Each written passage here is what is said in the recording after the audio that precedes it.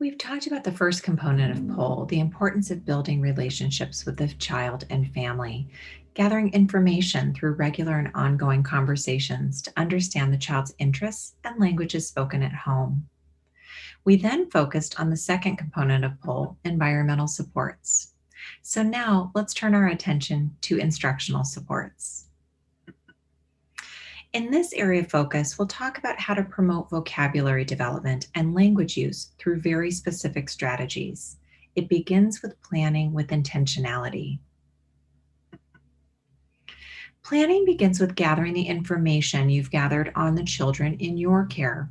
Through your conversations with families, using the family languages and interests interview, your daily observations of children, you can begin to focus on themes that will ignite interest and that young children can relate to. A theme begins with a big idea, and these are some examples of some common themes that we explore with young children.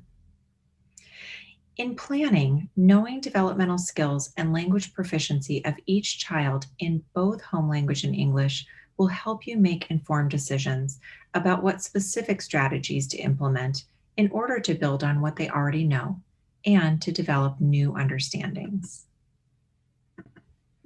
A theme or a big idea has the power to raise questions and generate thinking, learning, and discovery. So consider building your unit around one big idea that helps learners make sense of otherwise very isolated content and which interconnects concepts through a theme. For young children, this creates unlimited conversations around personal experiences and connections. This is really crucial in order for students to draw connections between different areas of their life. With these big ideas, students are able to view the world through different lenses and are able to learn how ideas and situations are related. For example, if you select environment as a big idea, when a child learns about environments, she or he will see that the forest is an environment for a deer. Her home is part of her environment. The weather is part of the outside environment.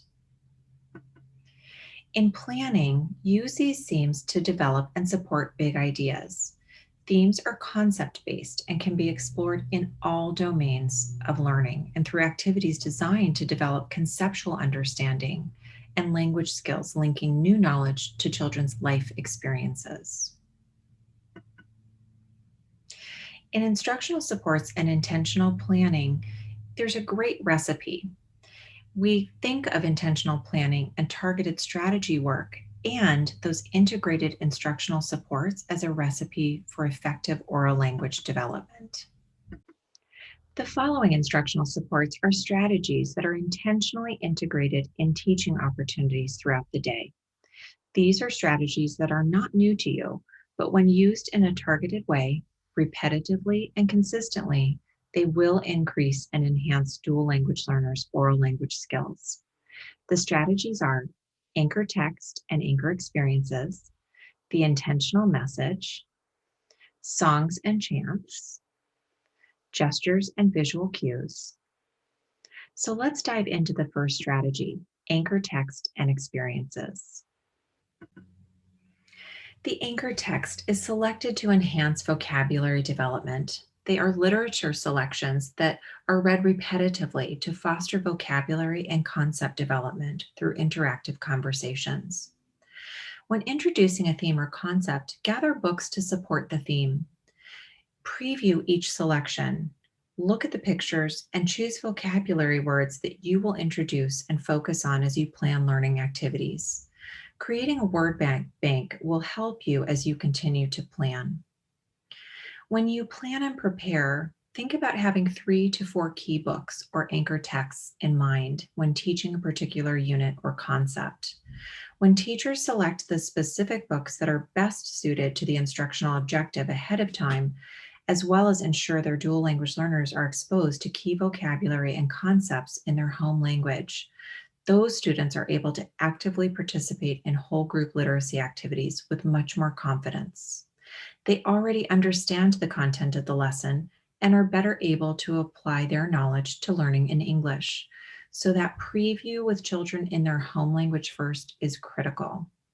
It's really an important stage for young dual language learners' self-esteem and their language acquisition. Teachers and providers can also learn words and concepts in the children's home languages at this time. Frequently, early childhood education teachers report how much they enjoy learning communication skills in those languages and how much the young dual language learner children enjoy teaching them. Anchor experiences are intentionally designed with infants and toddlers in mind. For infants and toddlers, vocabulary selection is really based on following the child's lead and interests, what the family may have communicated to you, concepts and ideas that are being explored in the moment. So, when the child is deeply focused on something, for example, lights or the teacher's face or a toy, these anchor experiences are based on that in the moment interest. And these experiences may or may not involve books or written print. They're really an opportunity for the teacher or provider to really observe what the child is doing in the moment and build language and scaffold and map language to what is happening at that moment. So, when we think about anchored texts and experiences, it's rich literature or an experience that anchors the big idea, a unit of study, or a theme. These texts or experiences are repeated. They're read and or revisited over and over. So it's a constant part of what the child's listening and hearing throughout the day. Anchor texts and experiences are thoughtfully selected for rich content and academic vocabulary. And they are the foundation for an integrated and intentional planning approach. Vocabulary development. Learning new words can be a challenge. So, in what ways can we help children make meaning? So, we know there are so many words to learn. There are over 150,000 vocabulary words in the English language alone. So, when we really think about words that often have multiple meanings, concepts must be explained and taught intentionally. So we know repetition is the key, and it's far much easier to learn a new word when you already understand the concept of it. This is especially so for young dual language learners. So, for example, a child whose home language is Spanish knows that red, that round piece of fruit that is crunchy and sweet, is una manzana. When we introduce the English word for manzana as apple, the child can easily learn the word apple in English or other languages because the concept of the fruit, la manzana, is known to them. It's much harder for a young dual language learner to learn a new word when the concept of that word is new or unknown to them. For example, the concept of the word massive might be a new concept to a young child in their home language. So, for them to understand the concept of massive, we would want to introduce it in the home language first to make it concrete and to help them make meaning. Once that concept is familiar and understood, the word introduced in English becomes much more tangible and concrete, and that transfer of knowledge is a connected and meaningful experience. So, when we select anchor texts and experiences, we must be intentional about vocabulary selection, looking for a few words to focus on, words that are rich and complex. They can be academic, words like above, below, more, less. Or they can be content vocabulary like sheep, building, whole, planet. When we select vocabulary, our next step is to think about how to help children make meaning. What does this look like? Vocabulary learning is incremental, so teaching concepts and new words is never a one-time experience. Rather, it's connected and it's a layered approach. So we teach concepts and new words in a connected and scaffolded way. This is an example of how to take a complex word and construct meaning to it with intentionality, so the child can more concretely access the concept and the word. So if we look at the word structure, and we talk about introducing the word structure. When we give a verbal meaning, like a structure is something that we build, on top of the meaning, we want to layer in an example of what we mean when we say a structure is something that we build. So we talk a little bit more and we say a building is a kind of structure. A building is a kind of structure. That's still ambiguous to a child. So we layer on the next approach, which is the physical demonstration of the meaning of the word structure. So we talk and we may have some materials, something available that's concrete that the children can see us doing.